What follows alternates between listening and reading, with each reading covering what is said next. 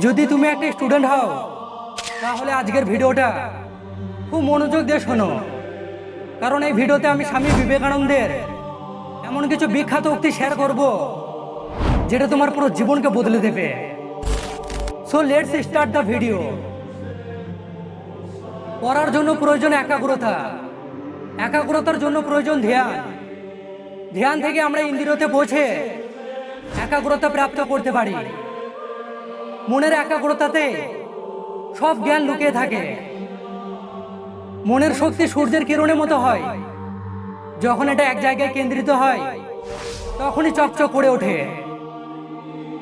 তোমাকে ভিতর থেকে বাড়তে হবে। তোমাকে কেউ ততক্ষণ শিক্ষিত করতে পারবে না যতক্ষণ না তুমি নিজে থেকে চেষ্টা করছো। মনে রাখবে, তোমার নিজের আত্মার থেকে আর কোনো বড় শিক্ষক নেই। একটা বিচার নাও, সেটাকে তোমার জীবন বানিয়ে নাও, সেটাকে নিয়ে ভাবো, সেটা স্বপ্ন দেখো, সেটাকে নিয়ে বাঁচো। নিজের মস্তিষ্ক, মহাপেশী, স্নায়ু, শরীরের সব জায়গায় সেই বিচারটাকে ছড়িয়ে দাও আর বাকি সব বিচারকে ফেলে দাও। এটাই সফল হবার একমাত্র উপায়। একটি সময়ে একটি কাজ করো, আর সেটা করার সময় নিজের সবকিছু তার মধ্যে ব্যয় করে দাও।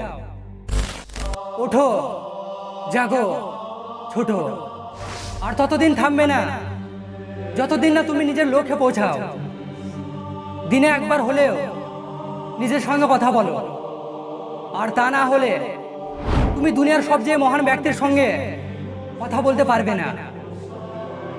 যতক্ষণ বেঁচে আছো ততক্ষণ শিখতে থাকো, কারণ অনুভব জীবনের সব থেকে বড় শিক্ষক। এমন কাজ করে চলো যে তুমি হাসতে হাসতে মরবে আর জগৎ তোমার জন্য কাঁদবে। দুনিয়া তোমার ব্যাপারে কি ভাবছে সেটা তাদের ভাবতে দাও।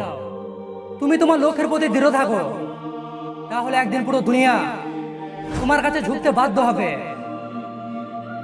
আবেগের পথে না চলে বিবেকের পথে চলো, তাহলে দেখবে তুমি তোমার জীবনটা সুন্দর করে গড়তে পারবে। কারণ পৃথিবীর শ্রেষ্ঠ আদালত হলো মানুষের বিবেক। যার কথার চেয়ে কাজের পরিমাণ বেশি, সাফল্য তার কাছে এসে ধরা দেয়।